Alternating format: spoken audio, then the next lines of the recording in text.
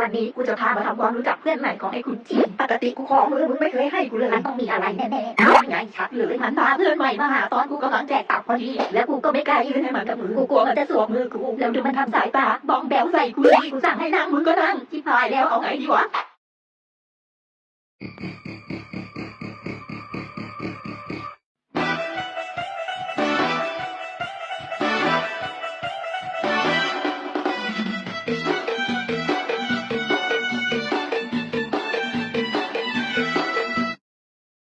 มันใช้มายา800 ล้านเล่มเกวียนมาหลอกกูแต่เจอตับปันสุกกูไปวันนั้นชีวิตกูก็ไม่ได้เป็นสุขอีกเลยจากหมาจรสู่หมาบ้านแต่ตอนนี้รับบทเป็นสัมภเวสี